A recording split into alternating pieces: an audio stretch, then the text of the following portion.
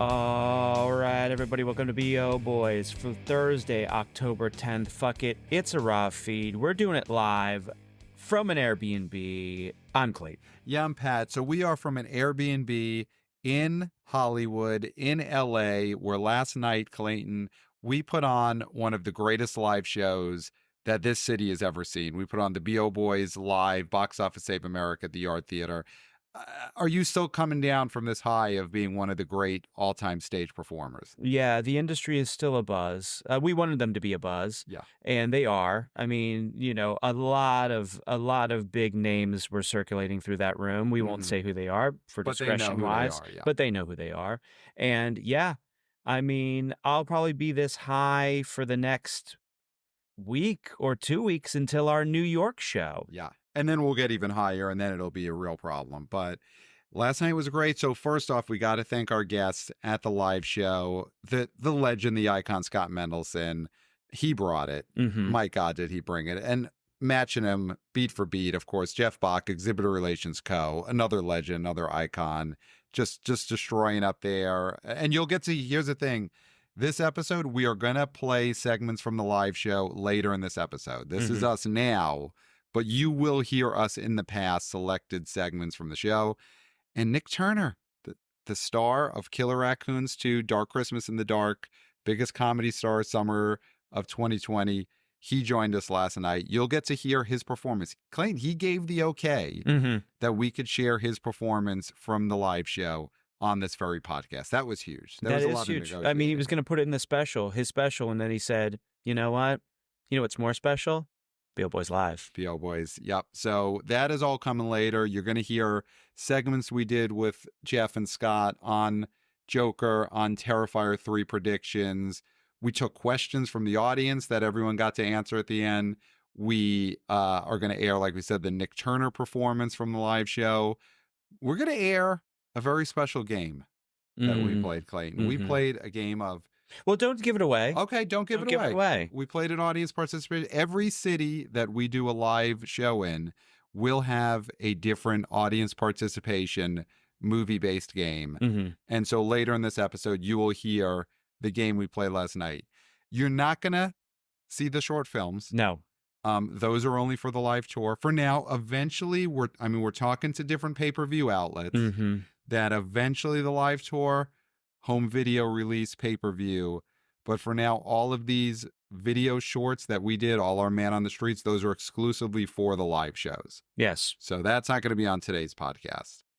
Anyway, Clayton, we should, though, talk about, because on the live show, God, that moves fast. And we were playing to the audience. So we didn't do a plow. And me and you have a lot of time to talk about what happened at the box office this weekend. So, and listen, there's noises outside the Airbnb, and we got to deal with it because it's Hollywood, and those are movers and shakers out there who are moving and shaking. I don't hear a lot of shaking, a lot of moving, but no shaking. Well, you know, you got to move a lot before you finally get a chance to shake in this town. Yeah. So, Clayton, isn't it you hear the moving, then you count, and then when the shaking happens, that's how you know how close the moving and the shakers are to your Airbnb, correct? I think that might be it. Yeah. Clayton, you've been very worried about getting carjacked this whole trip to LA. And I think it'll happen. It'll happen and you'll be okay. I hope so. You'll be okay. But I need a story.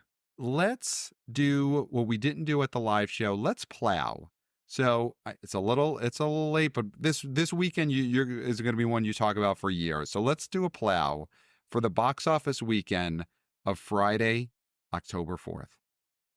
Number 1, Joker, Folie à Deux, made $37.6 million in its first weekend of release. Number 2, The Wild Robot, made $18.8 million, down 47%. It added 35 theaters. It's at $64.1 million in its second weekend. Number 3, Beetlejuice made $10.1 million, down 37%. It lost 228 theaters. It's at $265.3 million in its fifth weekend of release. Number 4, Transformers 1 made $5.3 million, down 41%. It hemorrhaged theaters, losing 864. It is at $47.2 million in its third weekend. And number 5, Speak No Evil made $2.7 million, down 35%. It lost 392 theaters. It's at $32.5 million in its fourth weekend of release. And just a little update on Mega Flopolis. Number 9 made $1 million, down 73%. It made 6.5 total, and it is in its second weekend of release, and it is dead. It is dead. Megaflopolis is dead. I mean, we're seeing so many things that are dead in this top 10. I mean, Megaflopolis is dead. Transformers are dead. I mean, Beetlejuice isn't dead, but the main character is a dead man. But which is good. People love that But about him. that is good. So it's not always bad to be dead. My Old Ass is dead. It's at 4.4 million total. That's dead. Or is My Old Ass alive? My Old Ass is alive. My Old Ass wasn't expected to do more than this. Right. Okay. So My Old Ass is as alive as it always should have been, which is in a coma. So let's just quickly, something that is dead, Whitebird, A Wonder Story. I mean, that opened at 1.5 million. It's in the Wonderverse. So And it's Lionsgate. It's Lionsgate. Yeah. It's Lionsgate. On the stage show last night, we mentioned accidentally how this seemed like this was the first weekend Lionsgate didn't have a bomb. And I totally forgot that Whitebird, A Wonder Story came out this weekend and bombed. So the Lionsgate streak does continue. I think that Lionsgate should rename itself to Limbo Studios. Okay. Because how low can you go? Wow. I mean, this is a how low can you go situation. And they just keep getting lower because Whitebird, A Wonder Story, I thought, maybe this thing could make 4 million like some of the other stinkers they've released, Cry Right. Macho, but they only put it in 1,000 theaters. They put it, or the theaters, like we've talked about these last few weeks, the theaters are pushing back and saying, no, Lionsgate, no. I think if you are a theater owner or somebody who knows the inner workings of a theater they work at, email us and let us know if your theater has been rejecting Lionsgate movies. We can keep you under a veil of anonymity if you don't want to be revealed. Right. But I think that is interesting. I mean, we want to know if the Lionsgate movies are getting moved out. We want to see if Joker Folia Do is getting moved out, because we're hearing rumblings that happened this weekend, and it will definitely happen next weekend. Yeah, I mean, we'll get into a Joker, but there have already been reports that this past weekend they were canceling Joker Folia Do screenings in its opening weekend, giving them to movies like The Substance, and this coming weekend it's going to lose screens to Terrifier 3. But yeah, I do think that if something like Whitebird opened 4 or 5 weeks ago, ahead of all these other Lionsgate stinkers, it probably opens with more theaters. But these theaters are definitely going to be resistant to new Lionsgate movies. Let's talk about it. And you're going to hear us talk about it with Scott and Jeff on the live show. But we haven't really given... we got to talk Joker Folia Do and this opening weekend, and just what a nightmare scenario this is. It opened at 37 million. The first one opened at 92 million. That is a difference of $65 million. $55 million between what the first and second one opened. Clayton, what is the biggest thing you attribute that huge loss, that $55 million drop from the first and second movie?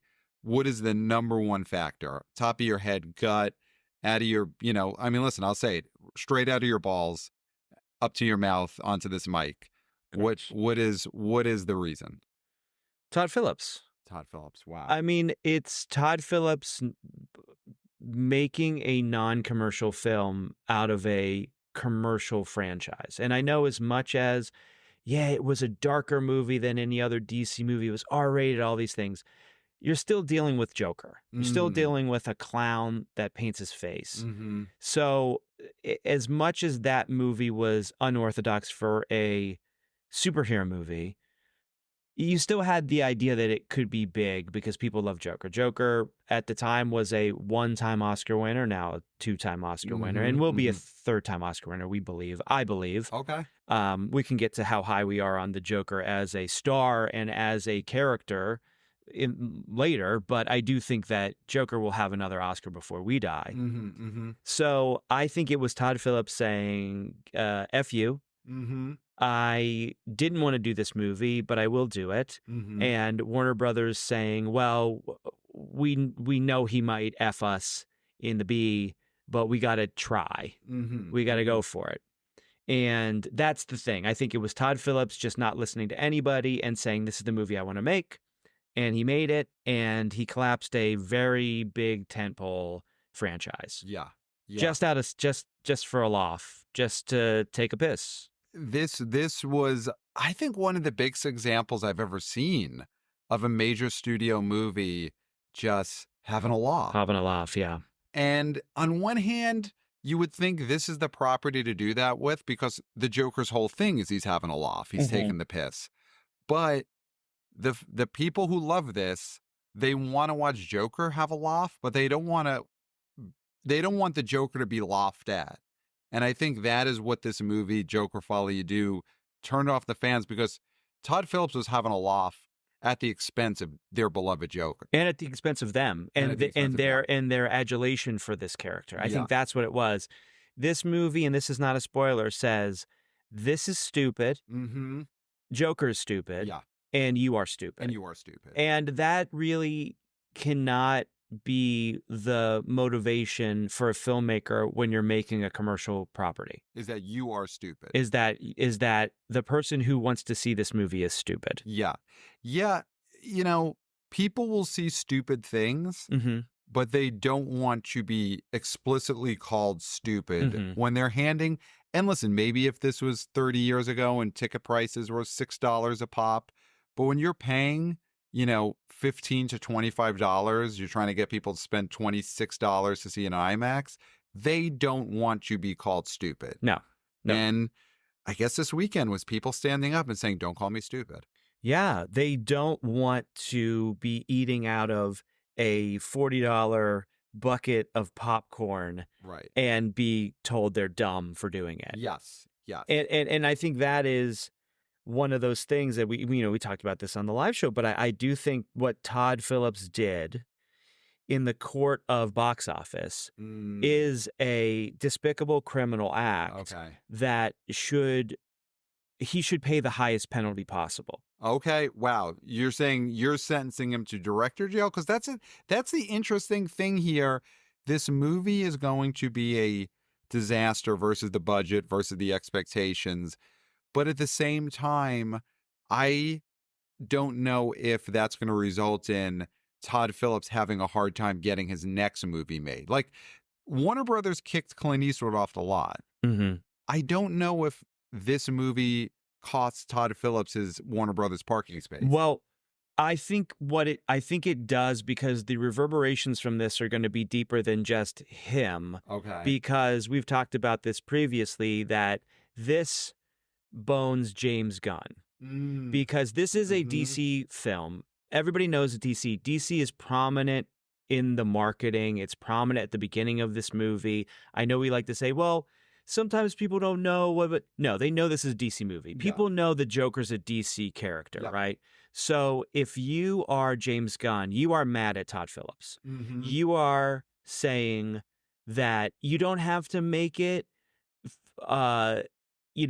FTF so fully that you can't do anything interesting, but you can't say FTF, F the fans. It has to be for the fans, right, at least a little bit. And this was F the fans. And I think, as somebody who's trying to rebuild DC's credibility, this is a stunning blow for the future of DC in general. Okay, you don't think there's anything to, and we got a lot of questions about this that we didn't get to on stage, where people were writing in, what does this mean for DC? I mean, Danny Escamilaggi of I Screen, You Scream 4. The number 4 movies asked about that. Is there any chance that this complete bottoming out of DC, because it's been bomb after bomb, Flash, Aquaman, Blue Beetle, now even Joker 2 bombed, that James Gunn and his Christ-like Superman, they are being looked at to resurrect this brand. That it's almost, is there anything to it's almost better that now Warner Brothers DC has bottomed out so poorly? No, it doesn't work like that. Yeah. I think if we were going to say 10 years from now they're rebooting, people will have forgotten. But that Superman movie comes out next year, correct? The Superman movie, or is it 2026? I think it's summer of 2025. I'll look up that. Look that up. And so I think it's too close. And I think that there is a serious questioning of, you know, do we care anymore? Because Joker seemed pretty bulletproof. Yeah. And this proves that he's not. So it's July 2025. So this coming July will be the Superman James Gunn movie. Yeah, I think that it's going to suffer. Wow. I think it will suffer for, and also, sorry, Superman is boring. He's always been boring. It's going to be really difficult to make him anything but boring. And so I think Joker is a bigger star and a bigger character. Superman's never won an Oscar. Superman has never won an Oscar. And he never will. Superman never will. Never will. I think we could safely say in our lifetime, and we will live long lives, because we are going to rely on every medicine, robotics, heads in a jar. I bought so many vitamins at Erewhon. Yes. So I am good. Yeah, and that is not a paid plug. You are mentioning Erewhon of your own volition. Yeah. Yeah, I tend to agree. I think this overall is bad. You don't want to have that level of bad vibes, but we'll see. Todd Phillips, people have asked, we got some emails. Do you think he should ever make another sequel to anything? Because this is the second time he's done this with a sequel. Hangover 3 was him having a laugh at I guess, comedy fans, because he said, I'm not going to give you a comedy, I will give you a drama. Mm-hmm. So I think that's pretty clear. Do not greenlight Road Trip 2. No.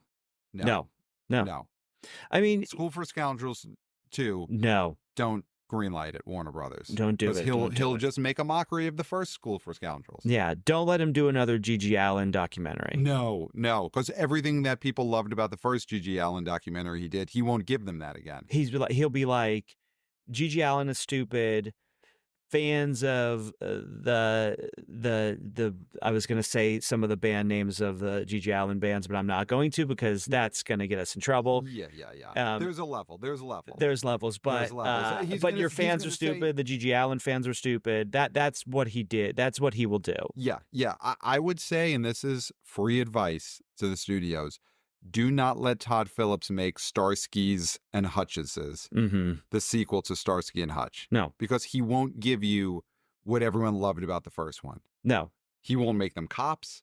He won't have them have quippy banter. They'll both be dead at the end. They'll both be dead. Yes. They'll both be dead, and they'll make fun of all the fans who around the world love Starsky and Hutch. Yeah. So don't let him do it.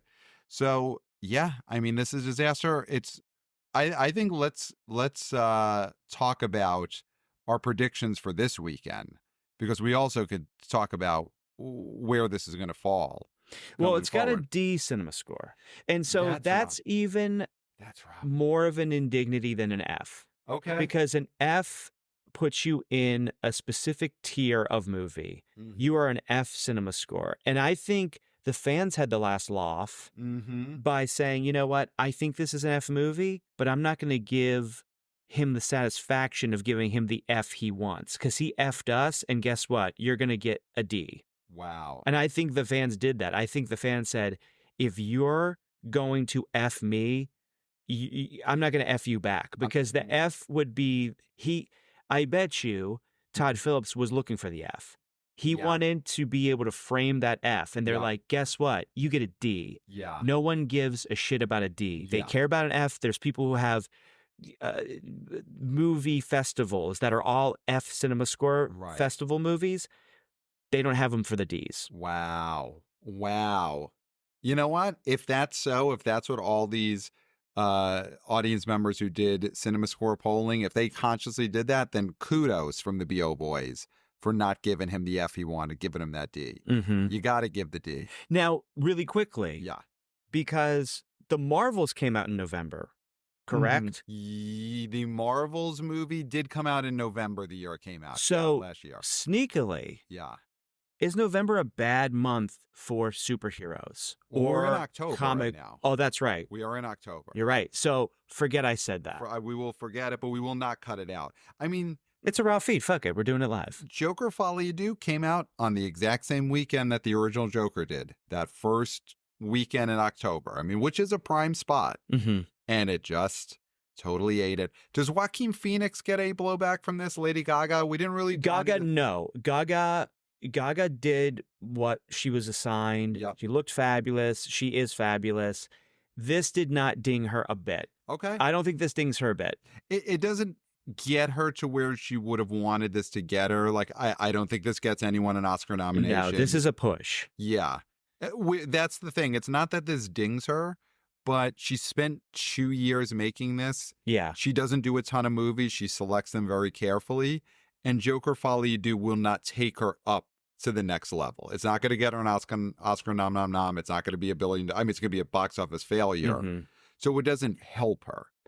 I think with Joaquin, with the facts of him dropping out of movies and him almost dropping out of movies, now, I mean, he had, $1 billion baby on his resume. This thing tanked, and he was with Todd the whole way. They were holding hands while they steered this ship into an iceberg. And I think that means something. I think if this movie would have succeeded, then Joaquin gets a blank check. And at this point, they're saying, we hired this guy. He's not going to give us box office, and he might not even show up. Right. So this is bad for him. This is bad for him. Yeah. He got paid a ton of money for this. You know, he probably got like that $190 million budget, most of it goes to him and Todd Phillips. It was 2020, I believe. Oh, wow. That's lower than I would have thought. But he got paid a ton. I think he's got to save that up because he might not be getting the offers you would think he would going forward for being such a famous actor. Yeah, I think that's who it dings. It'll be interesting what Todd Phillips does next. He may have to pivot towards a more commercial not road trip-esque comedy, but I would be surprised if his next movie is a big budget movie that's also a auteurish drama. I think we're in Due Date territory for Todd Phillips' next movie. Wasn't Due Date a comedy? We'll never know. Okay. We'll never know. So one person who we haven't put any blame on in the live show or on this podcast yet, Tim Dillon's in this movie. Okay. He is. And he is a noxious presence. We can all agree. Yeah. Bad screen presence. No one wants to see him on a large format screen. No, definitely not. And that, I mean, it could have hurt IMAX sales this week. Yeah. And so how much blame does the Tim Dillon cameo get for people thoroughly rejecting this movie? I think it's something more you could factor into what's going to be a gigantic drop this coming weekend, because I don't think there was much awareness that, there were no warnings in the commercials warning Tim Dillon will be in this movie on a large format screen. So I don't know if that really hurt the opening weekend, but I think that word will get out. I think it's probably all over Reddit at this point. Like, be careful out there, guys. Tim Dillon is in this movie on a large screen. Yeah. And I think that contributes to, the 70% drop that Joker 2 is going to have this weekend. Well, and who's now a winner because of this is Mark Maron, who was in the first movie. He was in $1 Billion Baby as the comedian cameo. Wow, you're right. $1 Billion Baby. And Tim Dillon is in a hellacious bomb.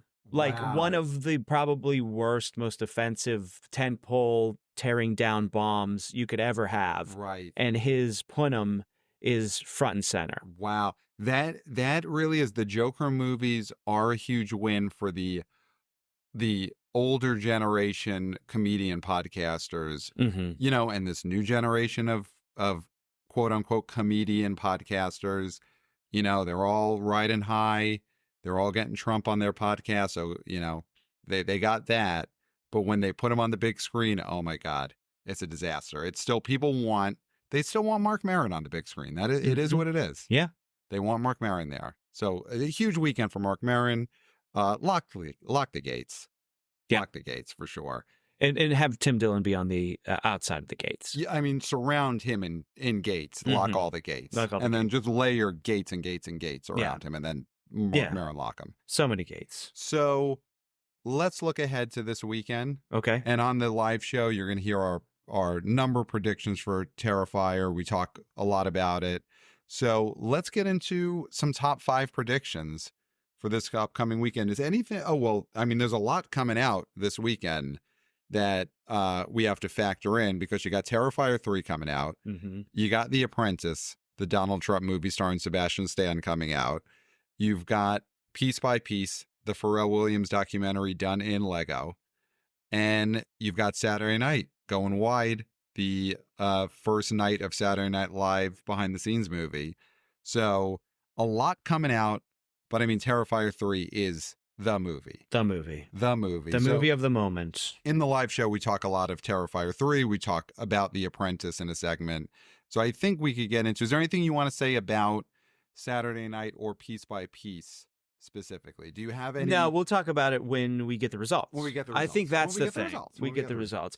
And just for right now, all these movies are looking like they are going to do something between 3 and 5. That's what Deadline is saying. So Saturday Night, 3.5 to 5. Piece by Piece, 3 to 5.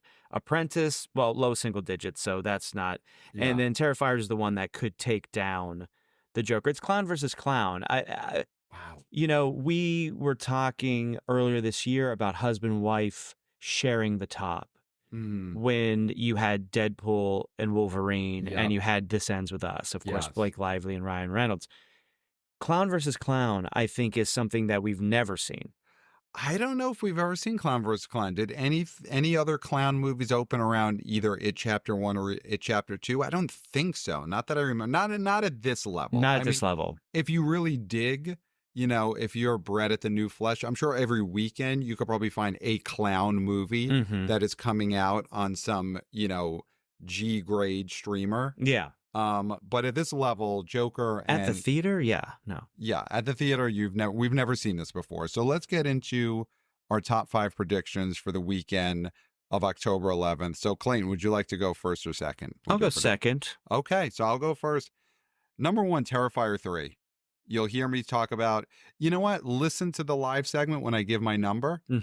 But I think Terrifier 3 is going to be gigantic. Art the Clown is a star, and so I think he's coming in number 1. Joker, Folie à Deux is going to be, I mean, you know what? Do it. Number 2 is The Wild Robot. Do it. Fucking do it. Well, Wild Robot will be number 2. Joker, Folie à Deux is going to drop all the way to number 3 this weekend. Does it mega flop? Does it do 73% drop? I think so. And so Morbius dropped 70, 71. Yeah. Megaflopolis 73. So this does a Morbius. Here's where I think the Tim Dillon blame comes in. I think any drop above 70%, those percentages are attributable to people knowing Tim Dillon is in this movie. Like, if it drops 73%, I think Tim Dillon's cameo gets 3% blame. Could this drop in the 80s? Could it? It depends on how many screens it loses. Yeah. Because that is happening, folks. It is happening around our nation right now. Movie theaters are taking screens from Joker to give it to Terrifier 3, to give it to The Substance, to give it to anything. I mean, Piece by Piece might get a couple of extra screens because of Joker. So, yeah. Okay. So I'm going to do the math of what an 80% drop would be. An 80% drop would be, let's see, 3.7 million times 3. So it'd be like a $26 million drop. It would be like Joker making like $11 million this week. According to my fast math, that's how big of a drop that would be. So I'm going number 1, Terrifier 3, number 2, Wild Robot, number 3, Joker, Folie à Deux, number 4 will be Beetlejuice, And then number 5 of the other newbies, I think Saturday Night gets in there. And of course, that could be hometown bias, New Yorker, SNL guy from the beginning. Of course, Dana Carvey era, number 1. But I think Saturday Night, we saw it. It killed. Of course, we were in an opening night New York City crowd. People reacted to the appearance of Alan Zweibel in the movie. So that's the crowd we were dealing with. But I think that is coming in number 5. So there's my top 5 for the weekend. Joker going to number 3. My God, what do you got? Yeah, number 1, I believe, is going to be Terrifier 3. I think just everything is coalescing in the right direction, and this is a perfect storm, a positive perfect storm. And I think it's going to be number 1. Of course, listen to our segment about Terrifier 3 to get my number. I agree. Wild Robot, number 2. Wow. I think Joker is going to eat so much dirt. I mean, 80% doing the actual math, it would end up being only making like 9 million or so. So that might be impossible. But this will drop in the 70s. This will drop in the 70s for sure. So we're going to see Joker at 3. Beetlejuice at 4. And yeah, I think it's, just to be different, I'll go brick by brick for 5. Okay. But I think it's going to be a shootout between. Is it brick by brick or piece by piece? Piece by piece, sorry. Piece by piece. I think that is going to be the number 5. But it's a crapshoot. Okay. We give our apprentice number on the live show segment that you'll hear. And, I mean, we get into some low territory there. So yeah, I think it's gonna be fascinating to see how big this Joker drop is and how much of a negative effect Tim Dillon has, which could be listen, it could be massive. If this drops 74%, yes, or 75%, yeah, this is the new marker that we use. This is a folie à deux. We don't say Morbius anymore. We don't say this is a Morbius drop. We say this is a folie à deux drop. We say this is a Joker folie à deux drop, which is going to be such a jumble of words, but we have to do it. Oh, and we will do it. And you will listen to us do it frequently. Now, quickly, Pat, are we wrapping it up? Yeah, let's wrap it up and give them a preview about what they're going to hear. I think you want to thank some people. Well, I want to thank someone. Wanna BO boy / person, Oren. Yep. Wanna BO birthday boy. Yes. Came to the show. Came from a long distance. I'm not going to say from where because I want to protect their anonymity. Yep. Came on their B-Day. Yep. And got to talk to them. They were lovely. Great people. I mean, all of our fans are great. And really enjoyed the fact that they came and spent their special day with us. Yeah. So happy birthday, Oren. Yes. Belated for you because you did not, you were not able to speak. I was speaking to other man. fans. Yes. I did not get a chance to talk to Oren. I did not know that was Oren there. Yeah. Who, of course, sent us in the past great emails, great Threequalizer email. So happy birthday, Oren. So happy you're there. I mean, thank you so much to all the Wanna BO boys, Wanna BO girls, Wanna BO people who came out. It was a packed house. In the end, we did not pull a folie à deux. We packed our theater. They weren't there. The yard was never thinking, oh, should we give this space to the substance? No, they were like, packed house. We did what we were supposed to do. We picked up the slack from Joker Folie à Deux. They were not packing the screening rooms, but the BO boys packed the theater last night. There was another emailer that also came, right? Oh, we had a bunch of people there, a lot of listeners. I'll give a special shout out to someone I talked to Anthony, who came. He was in the cold open video. So thank you for coming. Yeah, we had a lot of listeners there, and it was such a great time. I am so excited that the tour started off the way it did. It was so much fun. So yeah, on these next few segments, you're going to hear our different segments we had talking Joker and Terrifier 3 and The Apprentice with Jeff and Scott.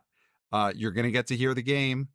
You will hear the incredible game we played with a audience participant, and you'll hear the big finale. You'll hear Nick Turner's stand-up, and you'll hear the big Q&A finale we did on stage with everyone.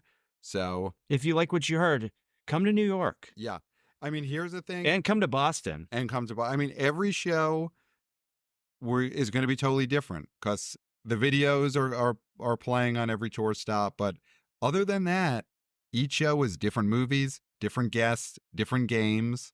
So what you hear now is unique to the LA show, and then it's all different in New York, and it's all different in Boston when we're there with Kirk Minahan. Mm-hmm. So yeah, enjoy now some select segments from the B.O. Boys Live in Los Angeles.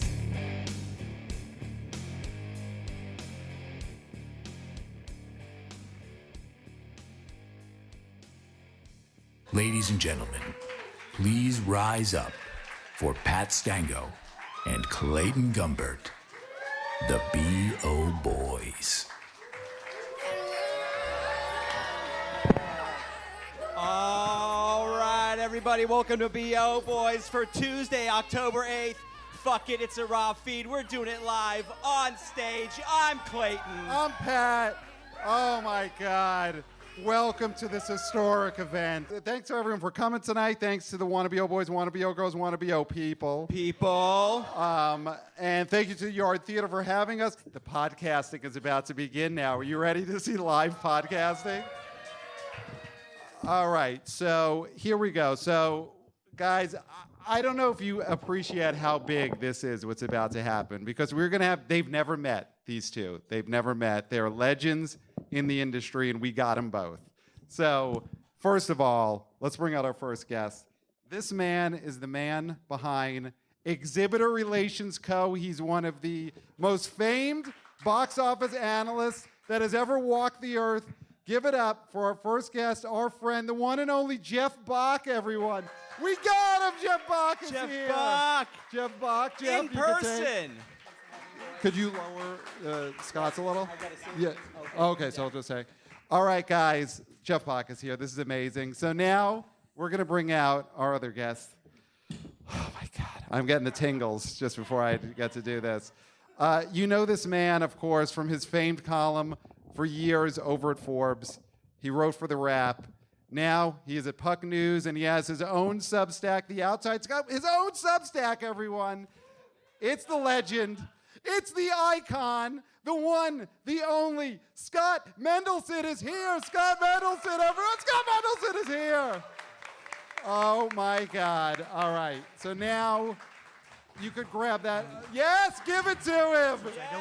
Give it to him, everyone. I don't need this. All right, now we sit. Oh, now it gets easy. This is great.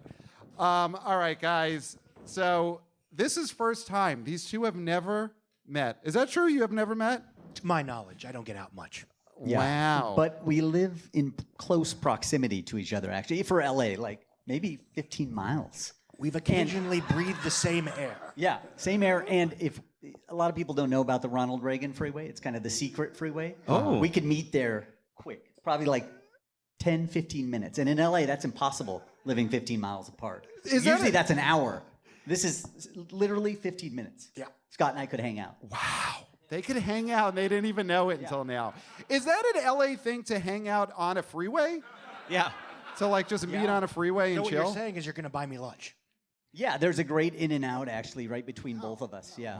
Oh, nice. Guys, It doesn't get more California than this. Yeah, This yeah, is this the is most huge. California thing. yeah, the in and out on the highway Right near off where the they live. freeway, yeah. So I actually did, before we get into the movie, we got so much to get into. Yeah, so There's much. no way we're going to get to all of it, but we've got to. So I actually, when I booked you, I didn't know if you guys hated each other. I thought there might be a chance that you were rivals and hate each other, which would have been exciting in its own way, but... Yeah, we're a little disappointed that wasn't true. but do you like each other? That's great. Look at that.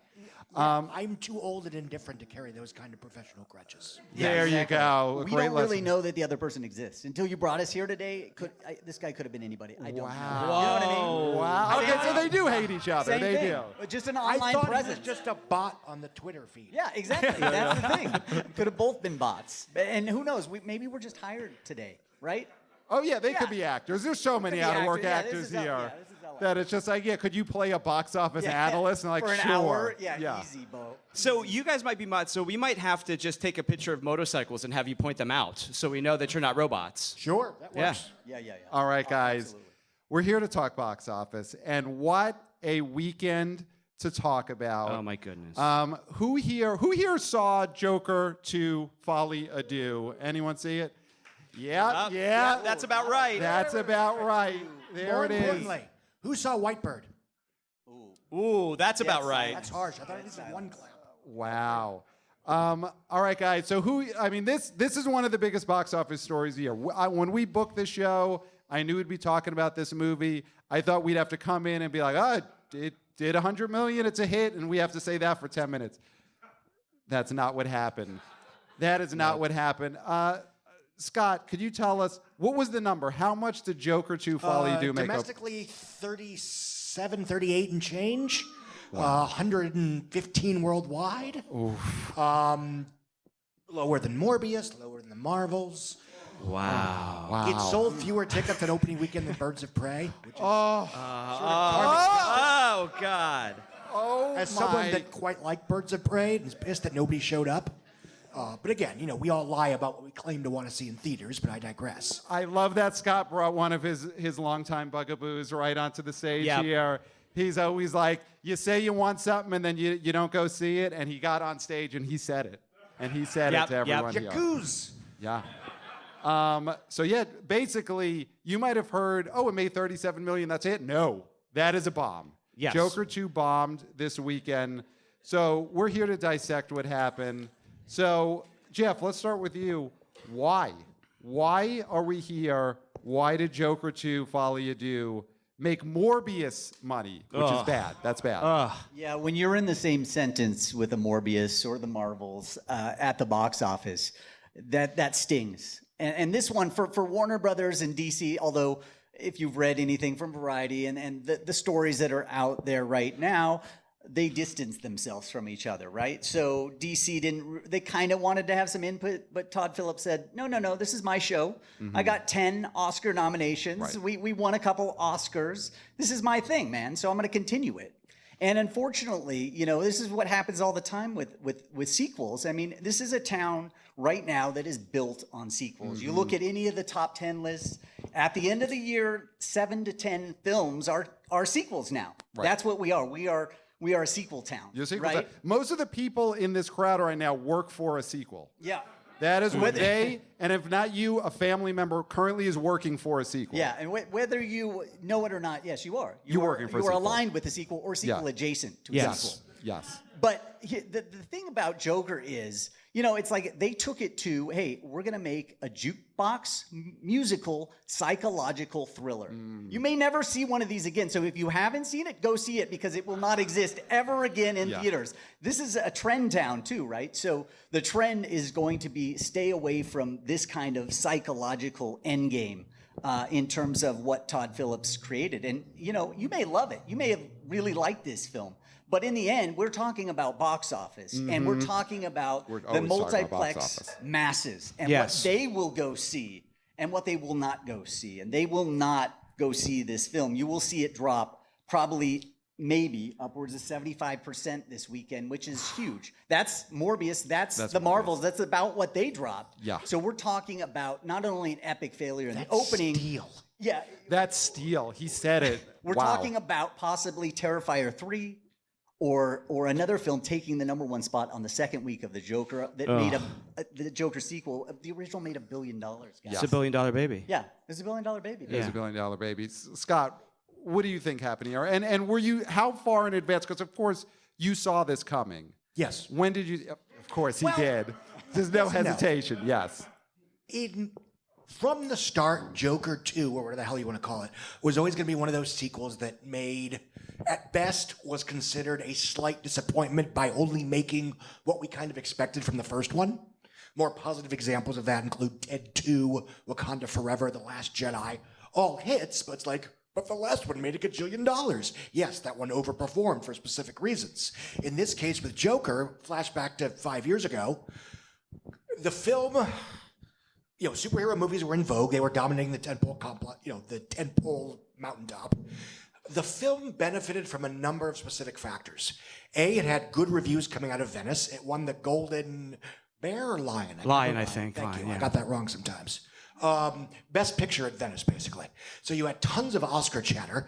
And then you had about a month worth of pundits and journalists, who most of whom had not seen the film, were wringing their hands and clutching their pearls, swearing to God that this film was going to inspire a mass of shootings and copycat violence and incel riots and all of that bullshit. But people wanted that.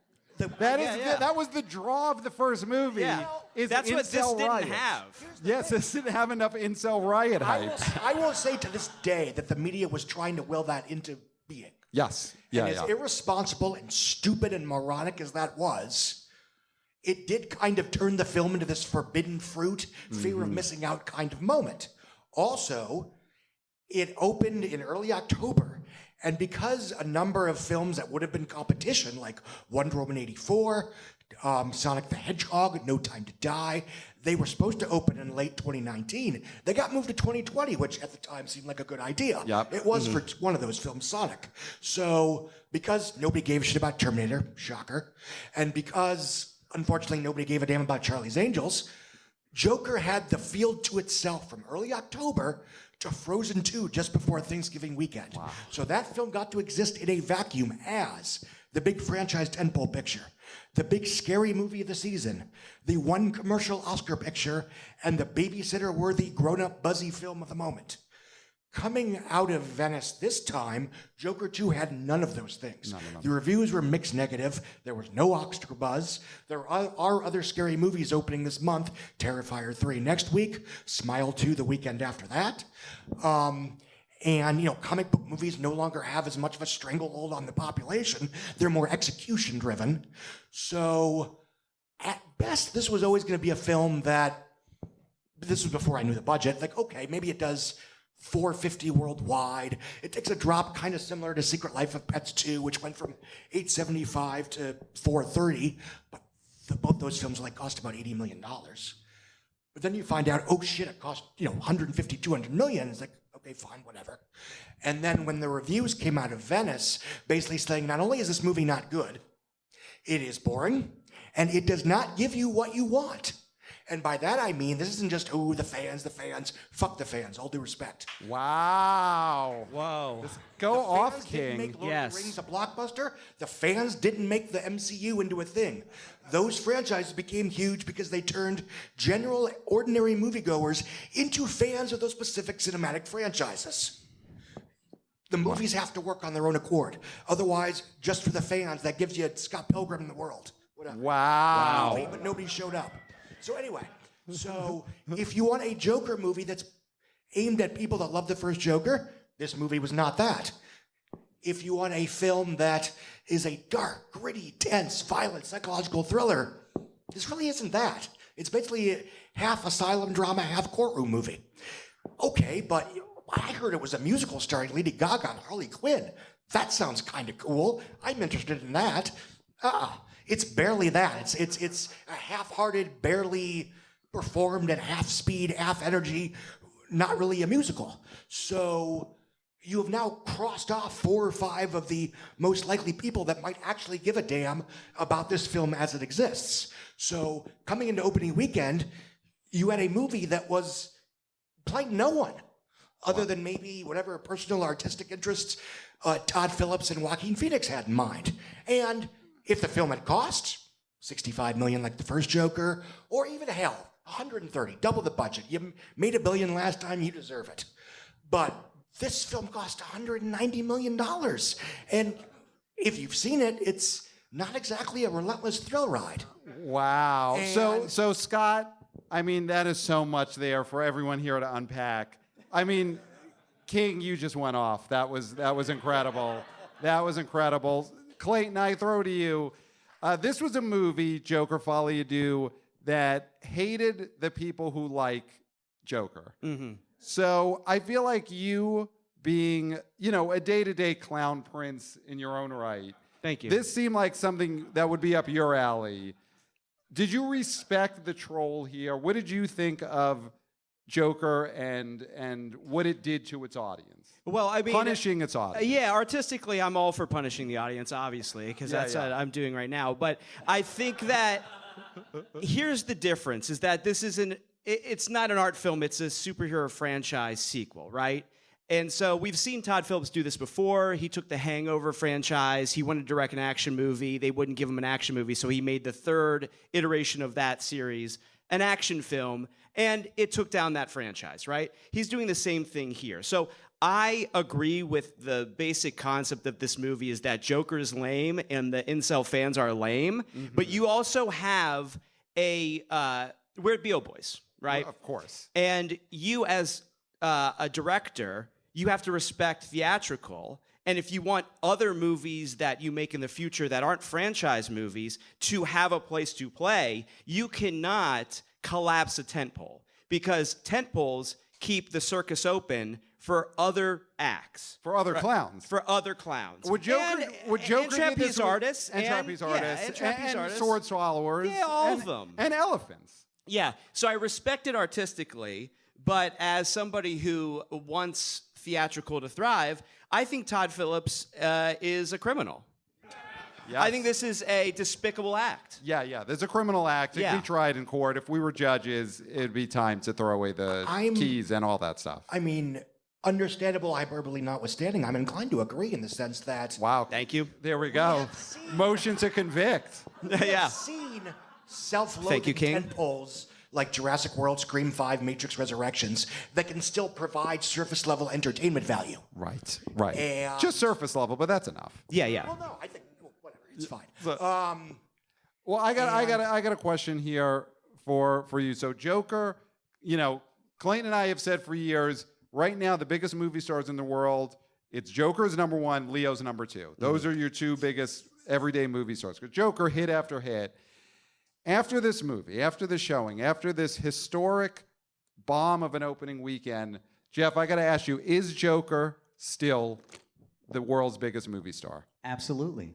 Wow. Absolutely. Listen, Curveball. you can't kill these guys. You can't kill Jason Voorhees. You can't kill Freddy Krueger. You cannot kill the Joker. It'll be a new iteration of the Joker, and people will respond to that. Listen, Warner Brothers wanted this thing so fucking bad, right? Right. They paid Real $20 bad. million to Todd Phillips. They paid $20 million to Joaquin Phoenix. They paid $12 million to Gaga, right? Because they fucking wanted this so bad. So bad. Because that's all they know. When you're talking about DC properties, you want not just sequels, you want threequels, right? Right. And Todd was so okay, I'm going to give away the ending. Is that okay? Is everybody okay if I give away what happens at the end of the Joker? I think let's not spoil. Let's not do it. I see some people right now who are there ready to kill. They're ready to kill. Let's just say there could be no threequel to this one. I mean, you could do a prequel, and that's kind of a threequel. Yeah. Because all Yeah. prequels are sequels, but not all sequels are. Prequels, Not all right? sequels are So- threequels. But And very few things are fourquels. But And listen, Todd was doing his own thing. He's doing I his don't thing, think that yeah. he even wanted to make the film, right? Which But is when a you get problem, for flashed sure. 20 million, right, in the streets. I'm listening. What would you do? Exactly, right? What do you want me to do? 12 million? Would you go Yeah. for it? Yeah, 12. Yeah, yeah, yeah. exactly. Yeah. So Yeah. you're gonna make this film, Yeah. and DC kind of stayed away. They tried to worm their way in, and Todd wasn't having it, right? He wasn't so having it. that's the issue here is that Warner Brothers just said we made $1 billion off this anti-hero, which had never been done. It was the highest grossing R-rated film of all time until Deadpool and Wolverine crushed it Yep, this crushed it. summer, right? But that's they saw that money, and that's how Hollywood works, right? It is a trend machine, but it's also a money-making machine. When we're Yes. talking about BO, right? That is what it is about. That's the bottom line, is money. And Yeah. this had to have a sequel. Like The War with Grandpa has to have Has a to. sequel. Right? Yes. It's gonna We're happen. waiting. We're Yes. waiting. It's We're gonna waiting happen. It's for just it. a matter of time. Unhinged returns. Yeah, Yes. exactly. So Joker as a movie star, Jeff is saying he's still a movie star. We'll see. I would say it's in question. Guys, we're about to talk about a possible new living, breathing movie star because we're going to talk about a movie coming out this coming weekend. It is a threequel. It is Terrifier 3, Yes. starring what I think is a new movie star, Art the Clown. Clap if you have seen either of the Terrifier movies up to this point. Okay, Yes. so there's a couple of real freaks here. We love it. Sick SOBs right Your there. I'm kids looking will at you. love them.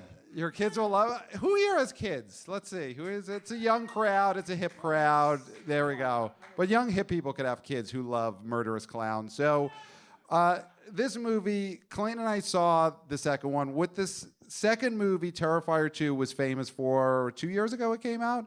Was not just that it way overperformed at the box office, made about 10 or 11 million on a micro budget. It was under $1 million budget. Just incredible box office performance. Also, it was known for, Clayton, what was it known for? People vomiting People vomiting at the theater. at the theater. And we documented it. Yes, if you are a B.O. Boys listener back when that movie came out, we went to a screening and someone vomited at the screening we were at. We interviewed, not the vomiter, because they had to leave. Yeah, there we go.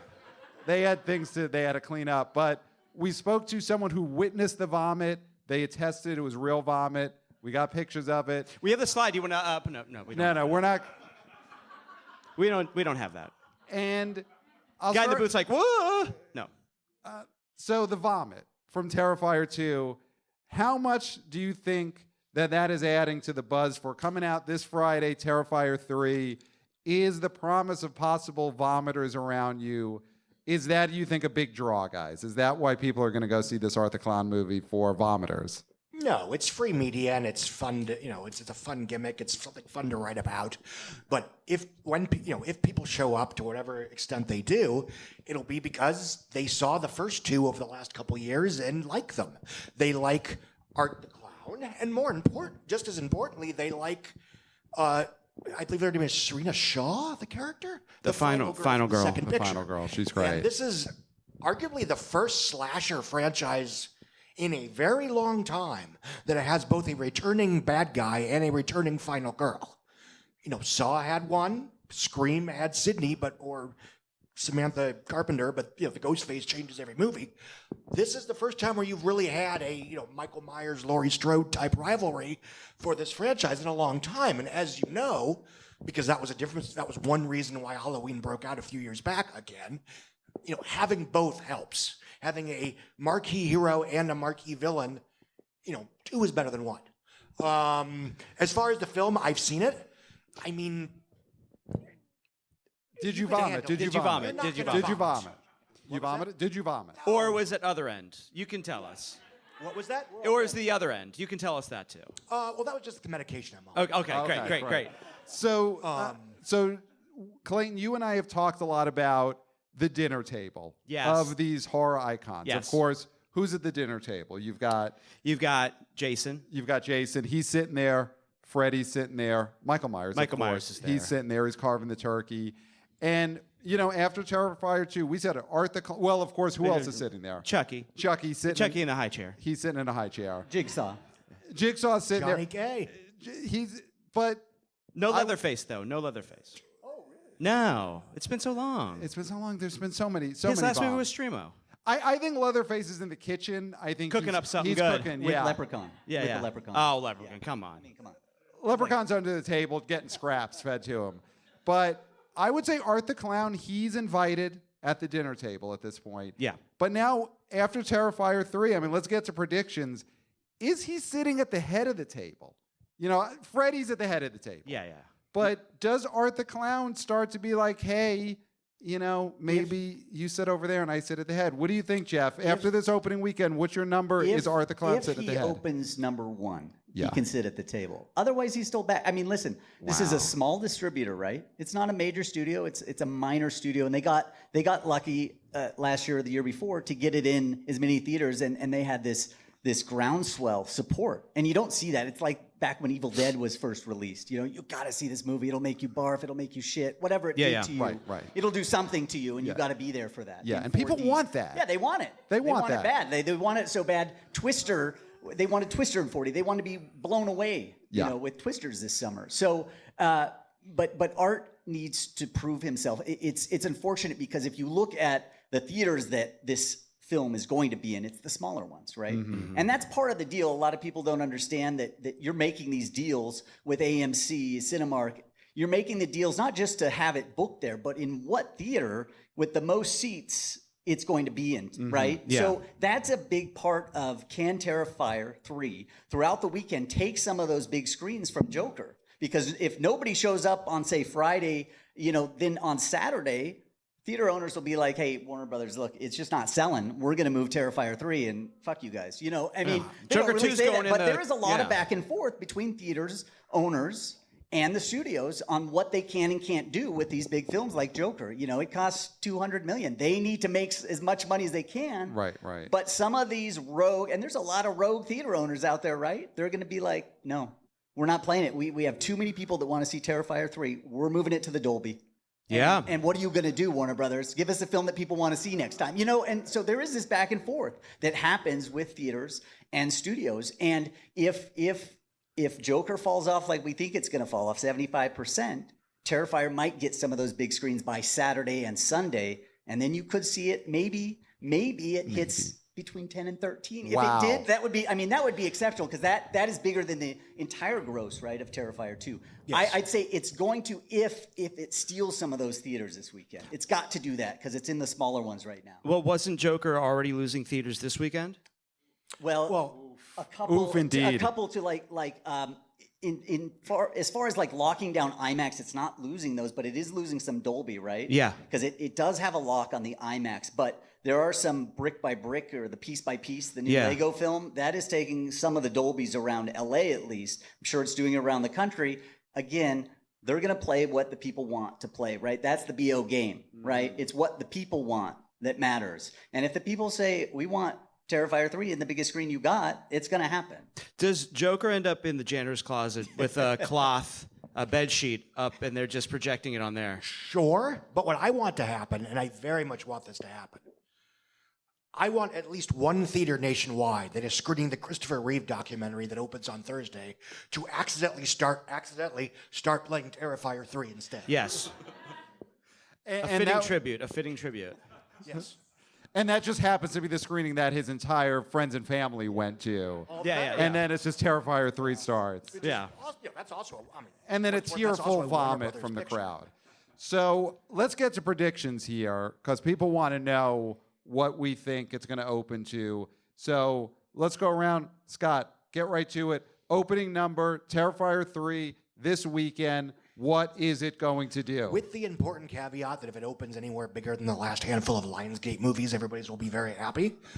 Fuck it, I'm saying 15. I believe I am choosing to be hyperbolic and optimistic because sometimes it's fun.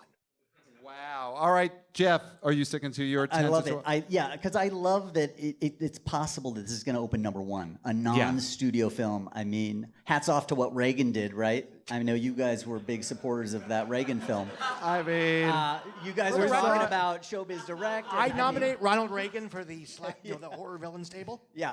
Jeff, that was green room talk. But yeah, I think Colleen just likes his policies, not the movie. Oh, just stop his it. policies. Stop I'm going it. to say, like I do for most horror films, Stop it. I love if it would be great if it opened at 13. 13 million would be an amazing number. And number one, because Joker drops all the way down to like 9.5 million this weekend. Yeah, oh my yeah, that- God, 9 million for Joker 9.5. weekend too. 9.5. 9.5. Oh Just my God. one important, for what it's worth. Obviously, it would be very funny if Terrifier 3 opens at number one this weekend. But if this needs to be clarified, especially for a movie like this, rank is irrelevant. It can open in 10th place. And if it ends up at $10 million, it's a huge win. And if the box office is so awful that it opens at number one, but it makes $5 million, that's the fact that it opened number one doesn't mean that much. Right, it's So money, we not want rank. A bigger number over a bigger rank. Yeah. A bigger rank is fun, but we'd rather have the bigger number. Yeah. Clayton, how big is your number? What is Terrifier 3 open to this weekend? 17. Wow. Damn, it just keeps going up. You better go $1. Don't All go right. over. You Don't got go this. over, Pat. So here we go. We got some emails, which I forgot to get to, but we got a lot of emails for you guys about these movies. One of them was from our longtime listener, longtime wannabe oh boy, Austin Gallego. Shout out to him because at some Austin. point we'll be playing this on the podcast feed, and he'll be like, "Wow, they said my name on stage with Jeff Bock and Scott Mendelson," and he's just gonna maybe have a heart attack. Yeah. But he predicted. He said, "You want to get nuts? Let's get nuts." Austin said 20 million, and you know what? He's a good guy. He's a good listener. He's stuck with us a long time. And I agree. I am going nuts. Terrifier 3 will open to $20 million. I think we are living in a sick country. Yes. It is a sick time. And I think people are ready for this vomitous, murderous clown. $20 million. I'm saying it right here. There we go. Yeah. There we go. The best case scenario would be that Terrifier 3 opens well, and Wild Robot has incredible legs because of all the children buying tickets to Wild Robot and sneaking into Terrifier 3. Yes. Yes. Wow, that is what movie theaters do. They bring sickos, vomiters, kids all together in the lobby. That's and their they four take the money. quadrants. Yeah, those are the four quadrants. Also, something that box office predicting is difficult when a studio does not give you numbers of how many theaters it's going to be in, Yes. like Terrifier 3. We don't know. We're a few days away, and I have no idea how many. It could be is it 1,000, 1,000? Is it yeah. 2,000? Yep. Is it 3,000? I don't know, and that's why it is. Sometimes it's tough to predict a non-studio film because you really have no You idea. don't know. And if you do want Terrifier 3 in your local cinema, ask the theater manager. Right, your they love congressman. to hear from Yep. fans, honestly, and say, "Hey, I need this in the IMAX. I got to see this in that Yeah. Dolby." Go up to the box office Honestly, and just because right now it's scream. playing Yes. in tiny theaters, Yes. in major multiplexes, but that could change. Yeah, find the old man who rips tickets and just grab him by the lapels. He's like, I want Terrifier 3. And he's Yeah. like, I need it. I need so it. I want to 4DX, puke. where they just pour blood on you like the opening scene of Blade. Yes. We need now an audience volunteer. We need an audience volunteer, and you're going to get a chance to win something. And I want to look for someone that I don't necessarily know. So who here, raise your hand if you want to volunteer to come up here and play a game. I'm going to go in the crowd, Clayton, and just Do grab it. someone. Grab someone physically. Find someone. Yeah.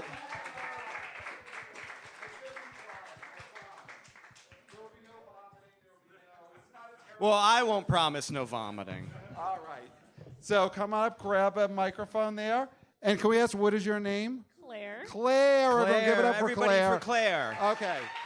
So what we're going to do here is, does anyone know that there is a Donald Trump movie coming out this week? The Apprentice, starring Sebastian Stan. It's about Donald Trump. Have you heard of this movie? Of Do you course, know? of course. Yes. Of course. So Donald Trump, of course, he is what he is. But he has been in a lot of movies over the years. And so what we want to do here is we want to play a little game called Trump or Pump. So this game, we're going to show you movie posters, and you have to guess whether the movie either featured a cameo by Donald Trump or features a scene involving a penis pump. So we're going to play Trump or Pump. Are you ready to play Trump or Pump? I'm so ready. Yes. Yes. All right, and you will win a prize. You've got to get 7 out of 10 to win Trump or Wait. Pump. Can someone tell me what a penis pump does? It makes your penis larger. I think, right? Is that what it does? I don't know. I wouldn't know. I don't know. So, okay, first one, Austin Powers, famous. I feel like this is an easy one. Probably everyone here is thinking, I know this one. But do you know this? Did Austin Powers feature a cameo from Donald Trump or a scene with a penis pump? I'm going to guess penis pump. You got it. You You got it. right. You got it. Famous, one of the most famous penis pump scenes in movie Yes. history. Haven't seen it, obviously. But All right, so let's go to the next slide. Staying with Mike Myers. 54, this is a movie about the debauchery in a nightclub in the 1970s. A lot of sex. A lot New of York things. City, New York City. Trump's home stomping grounds. But also, penis pumps were probably very common in the 1970s nightclub scene. Yep, absolutely. So, Trump or Pump? Trump. That is correct. That's You got correct, it. too. Famously, Two. as himself, Donald Trump in 54. So, let's go to the I next think you're a one. ringer. I think you knew what a penis pump did. Deuce Bigelow, European gigolo, not male gigolo. We don't count that one. No. So, Trump or Pump? I'm going to guess pump. Yes, she nailed Wow. it. 3 for 3. Three. Did for it get? three. Did the Leaning Tower of Pisa as a penis give that away to you? Let's say yes. Yes. Okay. So let's go on to the next one, Trump or Pump, Little Rascals movie. Yeah. Now, this might seem pretty easy, but they are rascals. They are rascals. You don't know what alfalfa is getting into. Look out. Yeah. That hair didn't just wow. get Yeah, like that hair didn't go up with jail. Yeah, Yeah. exactly. So Trump or Pump, the Little Rascals movie. Trump. That is correct. That is correct. Come on. Of Like, course I that's hope. correct. That's, Yes. yeah. So you're just nailing it. Let's go to Scary Movie 2, Trump or Pump. Boy. This one really feels like it Yeah. could go either way. Yeah, this is a tough good. one. This could, and I'll say there's no trick ones. None of these movies have both. Yes. Thank you. Thank Yeah. you. Penis pump. Yes. Yes, that This is has correct. a penis pump. And not just any penis pump. It has the same penis pump as Austin Powers. Yeah, famous So they're penis in the pump. same universe. So let's go to the next one. Okay, a movie called Ghosts, Can't Do It, starring Bo Derek and Anthony Quinn.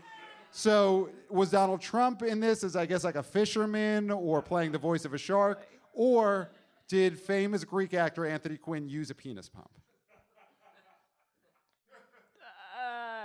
Can I ask like when this came out? This came out, I think, in 1980. In the 80s. Bo Derek's in it, so I would say between 1980 and 1981.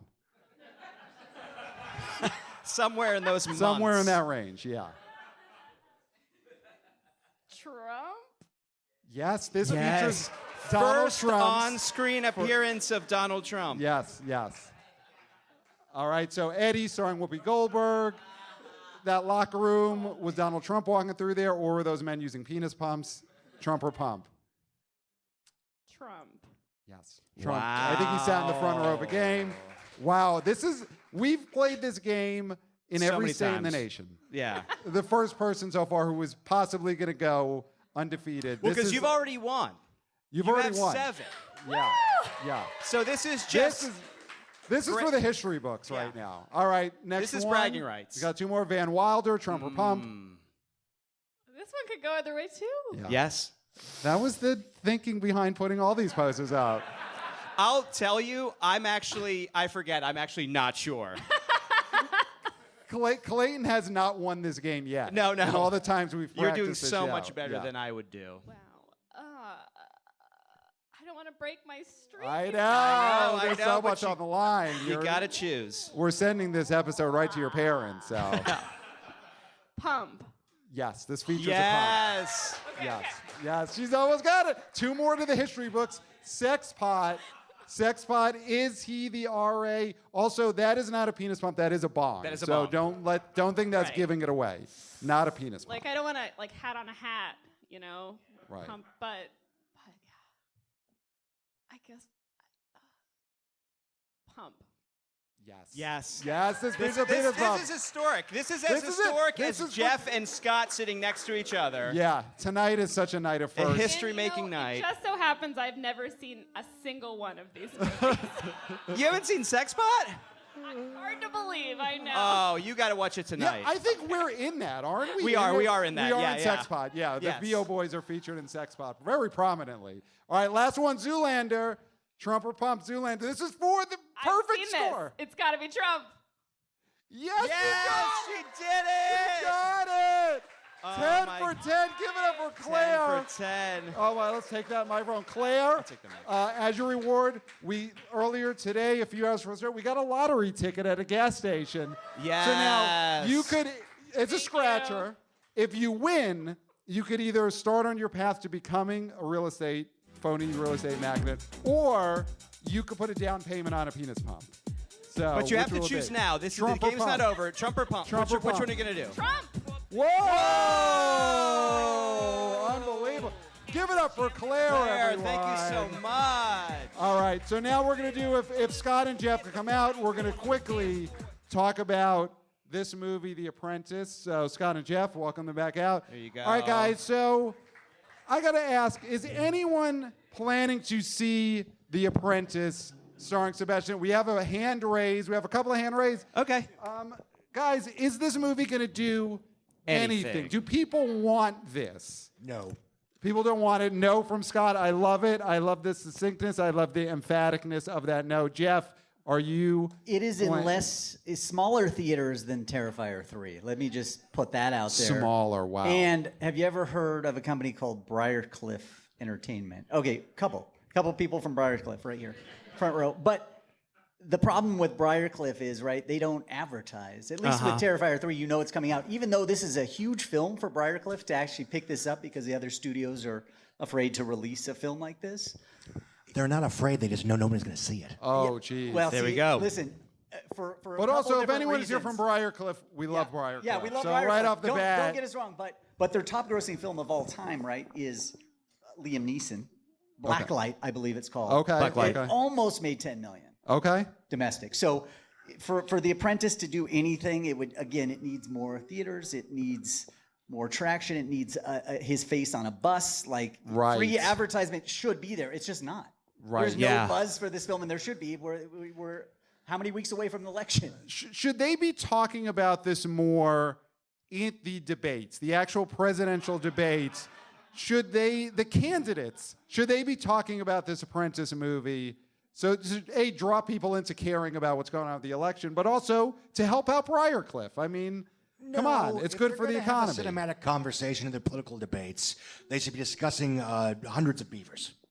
Hundreds of should be the one Beavers, that they're great movie. Did well at the box office for what it was. Clayton, The Apprentice. Yes, sir. You're famously not a political What? guy. No, not at all. He was, when I said famously, he was bracing I for was the worst. like, what is this going to be? Not a political guy. Do you care about this Apprentice movie, Sebastian Stan?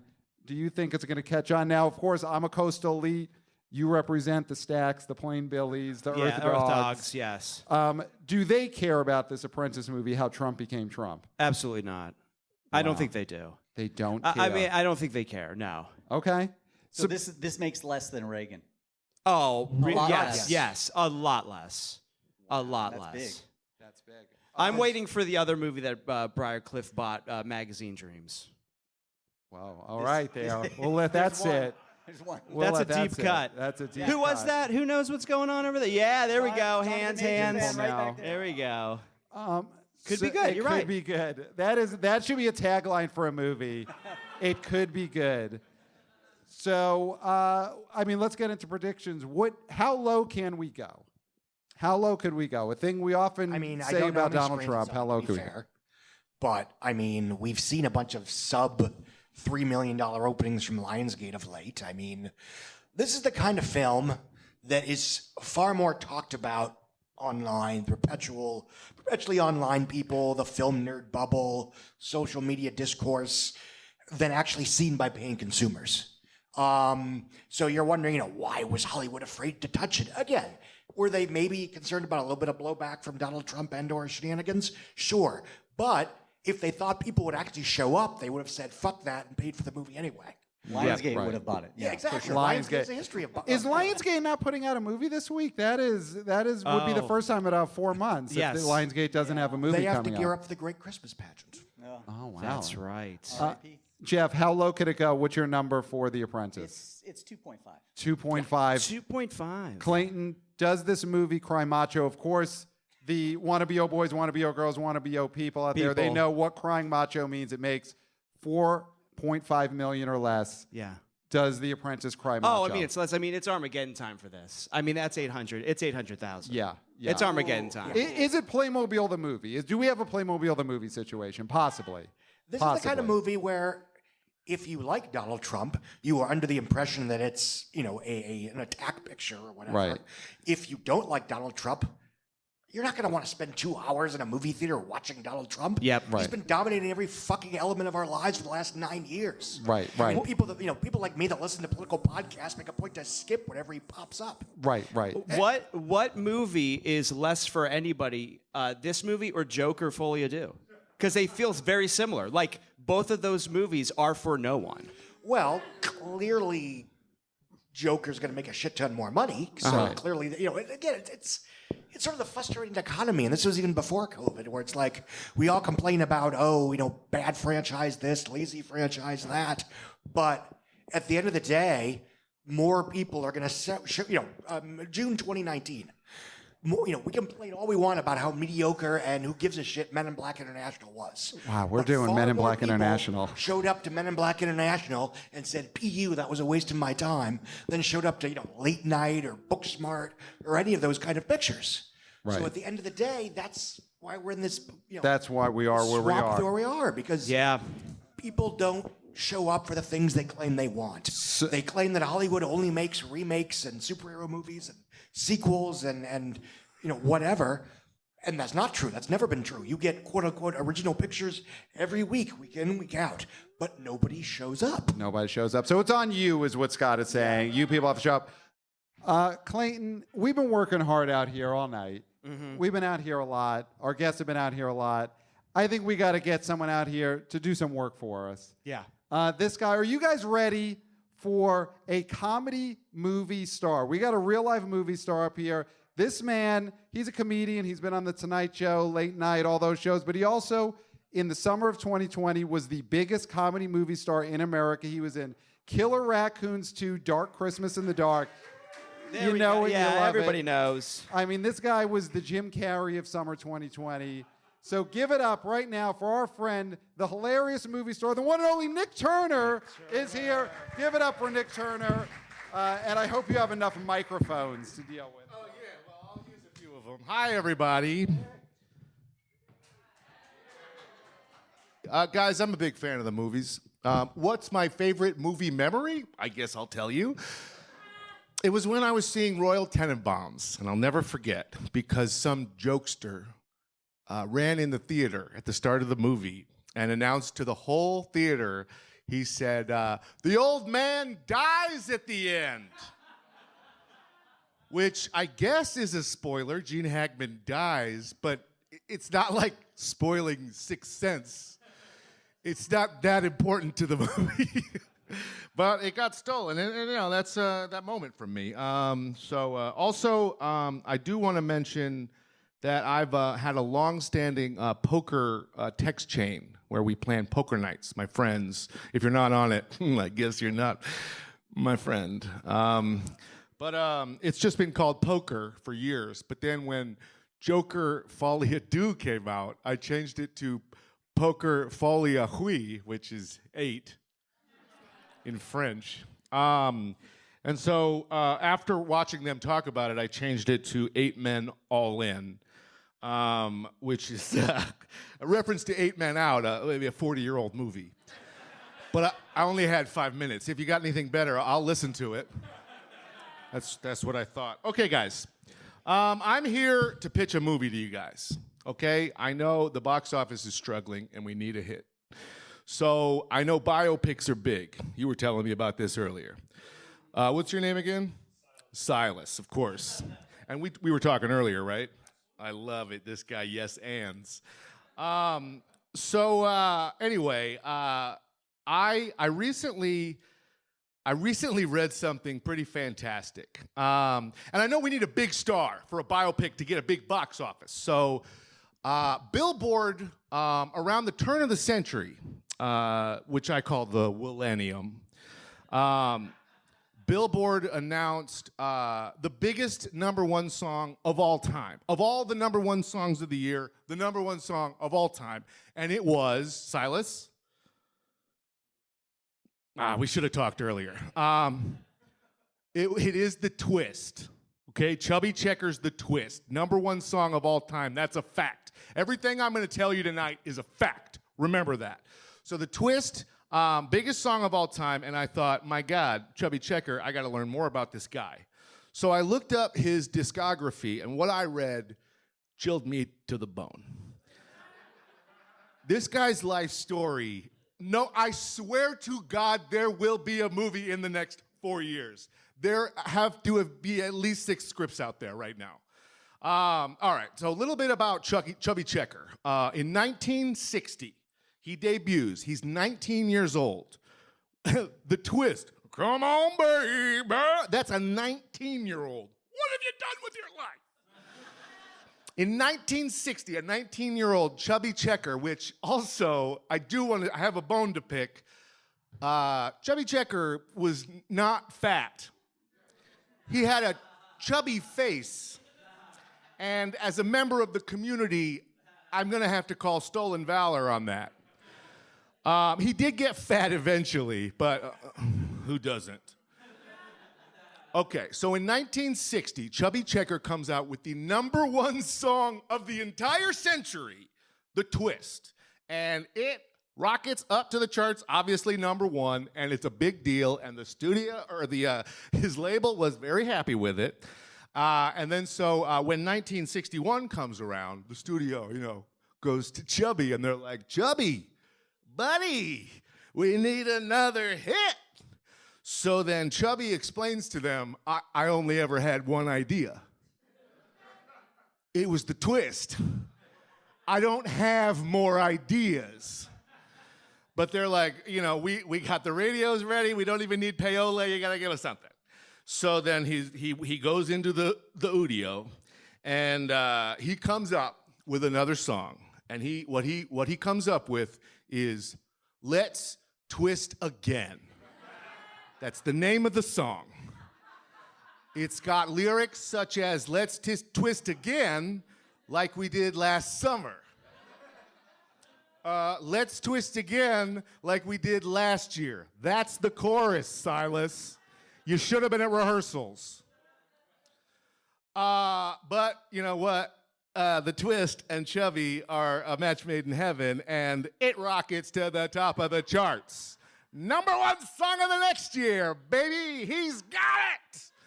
So then 1962 comes around. Labels like, Chubster, guess what?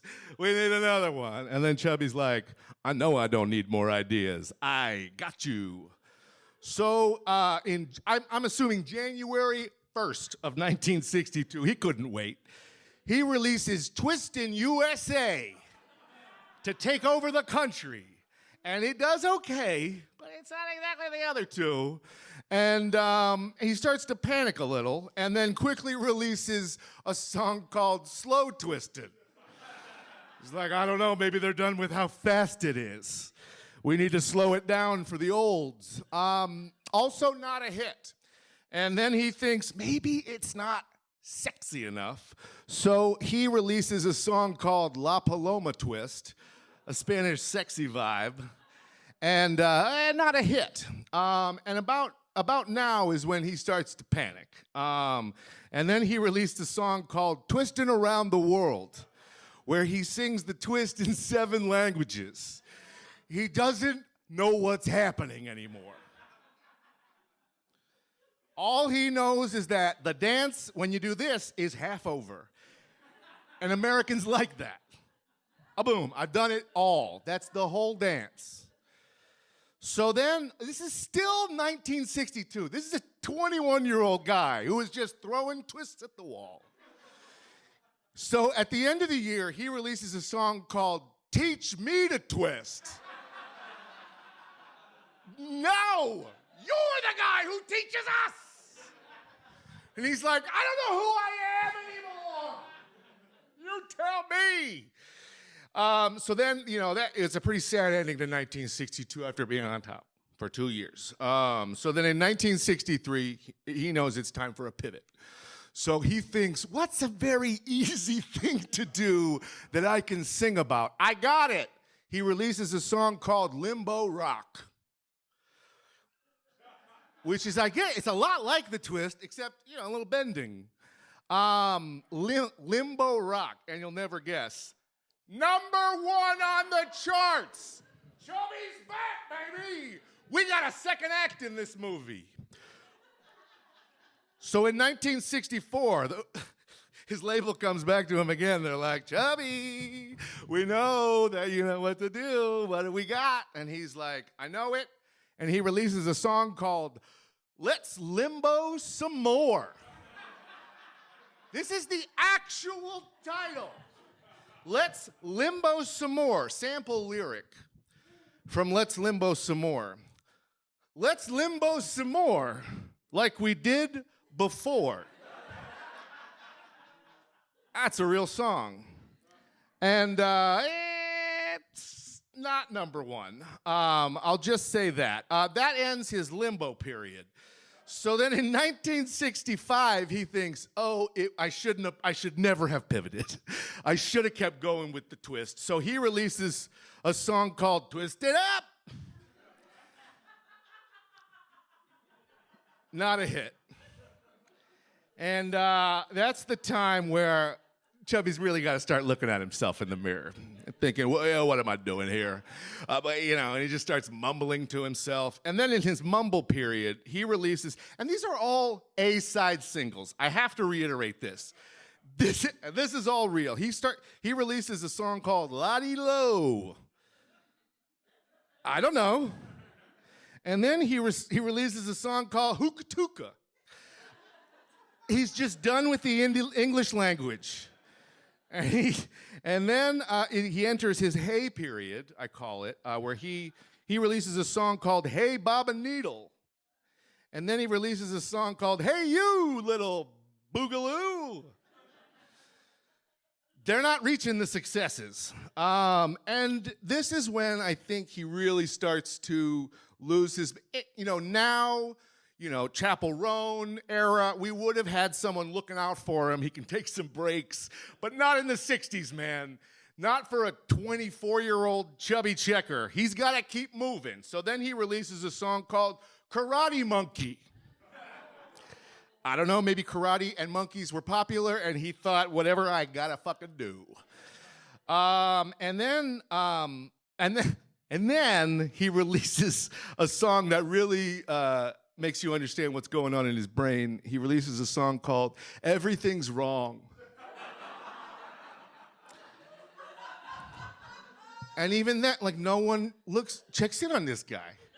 When he's writing that song, he's got an Airbnb in Big Bear, and he's just trying to he's getting into sourdough breads, and he's just like, I need to get my shit together. And then after that, he releases a song called Gotta Get Myself Together. That's real. What's going on with this guy? And then, of course, this is the third act. He reaches the heights once more. I'm sure you'll remember. In 1988, Chubby gets back to number one when the Fat Boys sample the twist and rap over it. And then he's back on number one, and that's how the movie ends. But I know that a lot of movies get rewritten. So I want to, everything I told you was an A-side single. But he made other twist songs and other limbo songs. And so when the rewrites happen, the authors could, write in some of these. Okay, these are real songs he made. Peppermint Twist. Twist Along. Love is like a twist. Twistin' the Blues. Twistin' Bones. Okay, that one needed a second look. Twist Train, Mr. Twister, real songs. A Lot of Limbo, Mother Goose Limbo, La La Limbo, Marianne Limbo, Banana Boat Limbo Song, and How Low Can You Go? Will anyone in this audience buy this movie? All of you? Thank you so much. All right, that's my pitch. That's my pitch. I hope we can do this. We did it. I think we got a go picture for Nick Turner, everyone. We got a go picture. All right, so it is time now. Everyone come out. Nick, you're getting the wave over. That's right. He did so great that we are waving him over to the couch to participate in the final segment here. So we got a lot of questions from our wannabe-o boys, wannabe-o girls, wannabe-o people. So there we go. People. Yeah. All right. So I'm going to just rapid fire. These are going to be some quick questions about the box office from our listeners. So first one here, I'll throw this out to anyone. Joker Folly Ado, Alice Through the Looking Glass. Will the next massively underperforming sequel be Mufasa the Lion King? Jump in. Anyone with a quick one here? Prior to Inside Out 2 doing as well as it did, I would have said absolutely.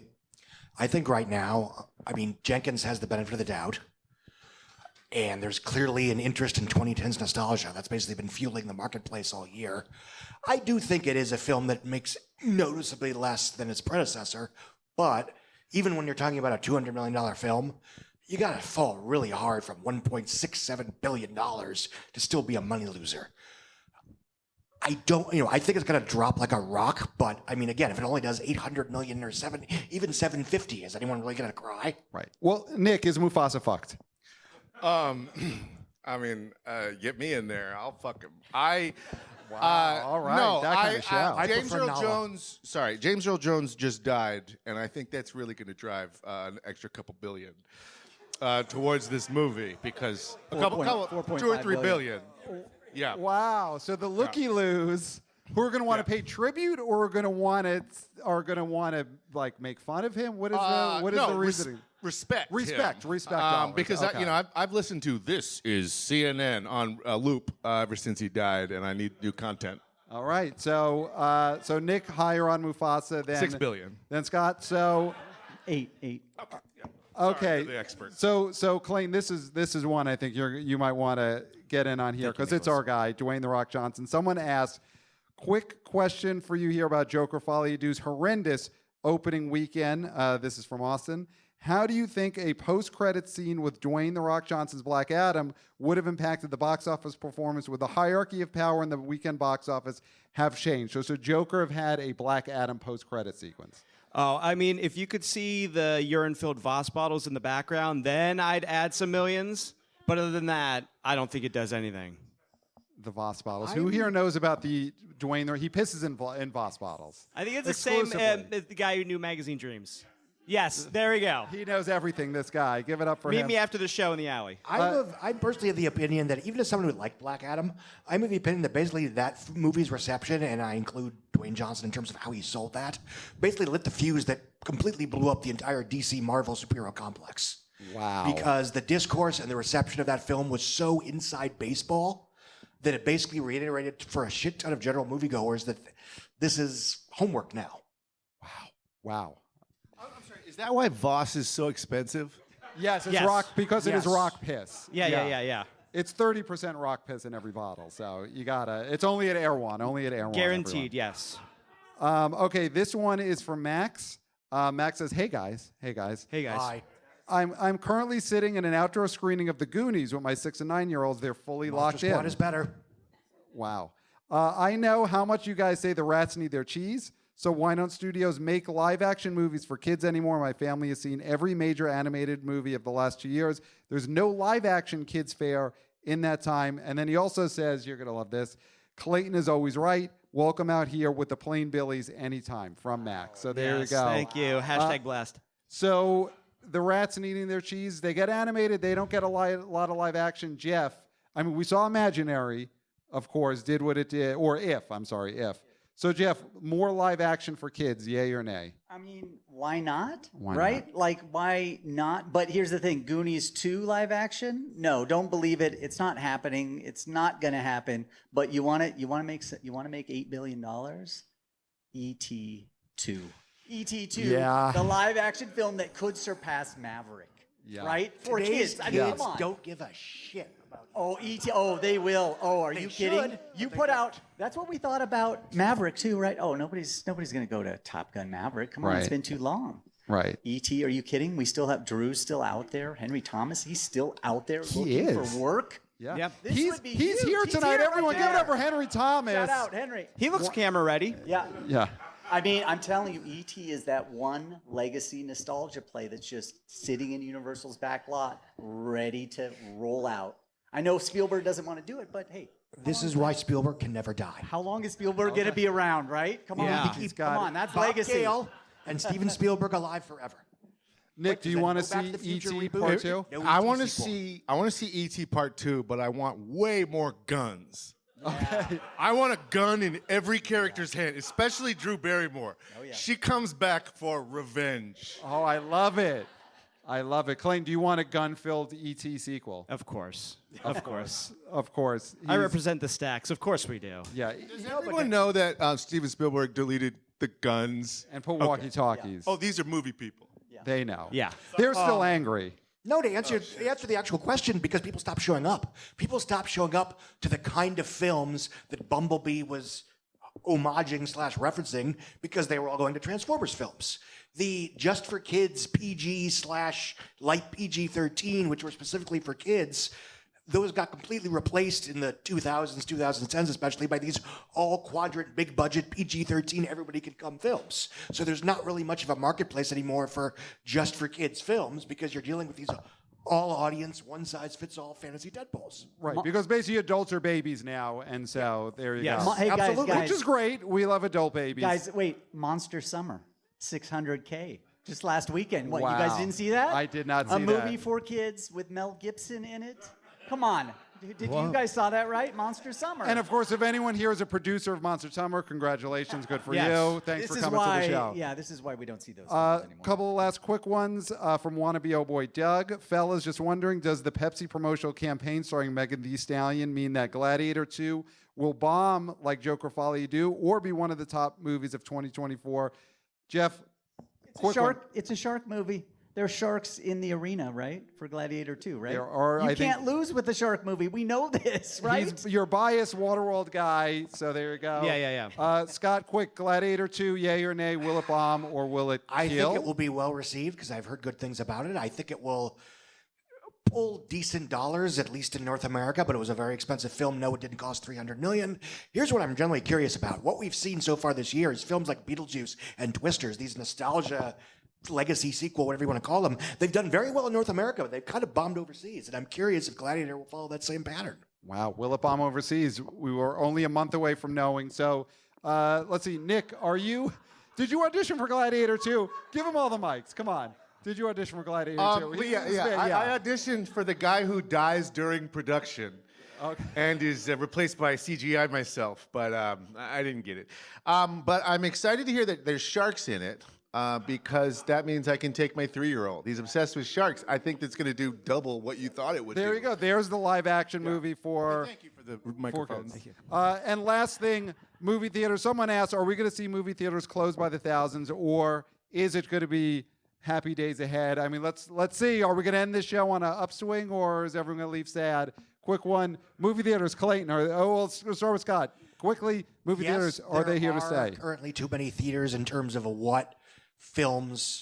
the number of films available and the number of films that actually do serious business. As we've seen since the early 2010s, mid-2010s, there's been a greater and greater consolidation in terms of the average moviegoer spending more and more of their annual dollar on a smaller number of would-be event films.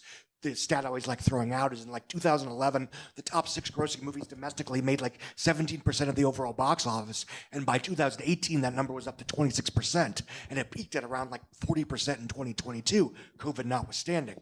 But the other problem, and I think this can be a solution, is not only are there arguably too many theaters overall for the films in play, those theaters are not properly spaced out all across the country. So people like me, who I don't even live in Hollywood, I have a half a dozen high-quality multiplexes within a 20-minute drive all around me, but there are places in huge population centers that barely have one, if that, high-quality multiplex. And if you want to turn moviegoing into a casual activity again, you cannot have people saying, well, the Fall Guy looks fun, maybe let's go see it. Let's drive an hour to our nearest multiplex.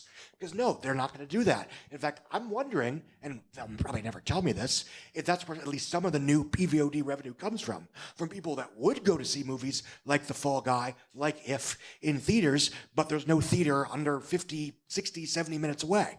So are there too many theaters? Maybe. But I think the bigger problem is that those theaters need to be more evenly spaced nationwide, so anyone that wants to go to a movie doesn't have to drive an hour to get there. Yes, there we go. And Pat, And the movie deserts. I think what Scott is trying to say is that we need to convert churches and schools to IMAXs. 100%. Yes, that's I think what you were trying to say. Yes, I mean, Especially churches. We all learned during COVID. Remote learning works. It's great. They love it. The parents love it. The kids love it. Remote mass every Sunday. Yeah, remote mass. Knock down the churches. Build IMAXs.